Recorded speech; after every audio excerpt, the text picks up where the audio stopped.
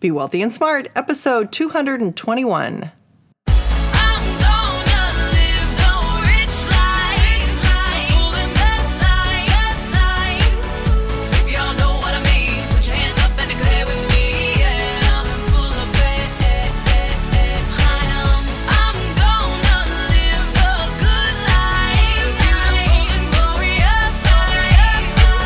Step into a world of wealth and financial freedom without budgets, boredom, or bosses on Be Wealthy and Smart. And now, here's your host, Linda P. Jones. Welcome to Be Wealthy and Smart. I'm Linda P. Jones, America's Wealth Mentor, empowering women and men worldwide to financial freedom. On today's show, we're going to talk about the GDP growth number that came out today. Does that mean a recession's ahead? And is this a new trend or what's happening here? Well, it was very interesting to watch that during the election or right before the election, it was announced that our gross domestic product in the U.S. grew over 3%. That's a pretty good growth rate and the best that we had had in many, many years. Of course, it conveniently happened right before the election, which is a whole nother story. But what's interesting is after the election, the Fed did raise rates another 25 basis points or 0.25% for the second time. And so now from the bottom, we've had two interest rate hikes totaling 0.5%. Now today, the gross domestic product number came out and it's 1.9%, markedly lower than the percent we had last quarter.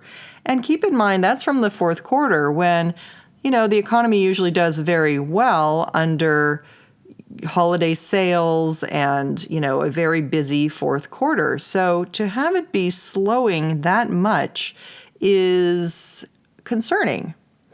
So where do we go from here?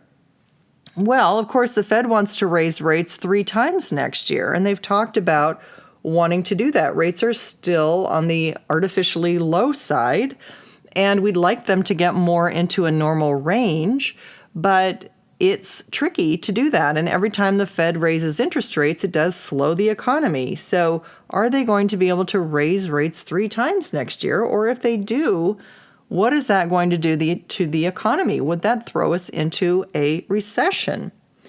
Well, let's look at some other indicators. We have housing prices that seem to be in a bubble or close to a bubble. We have inventory at a 17-year low, and housing cycles do move around an 18-year cycle approximately. So when you have very, very low inventory and you have very low affordability, that's sounding like pretty close to a top to me. But we have a new president. President Trump has policies to grow the economy, to grow jobs and cut regulations and cut some spending that might have been going overseas to certain places that might be kept here in the U.S. and also to bring in money that has been sort of kept out of the U.S. from prospective high taxes that could be lowered and bring that money into the U.S. We also will have massive stimulus spending from the infrastructure that he plans to spend on and the wall that he plans to build. So there's going to be massive stimulus and creation of jobs from those things.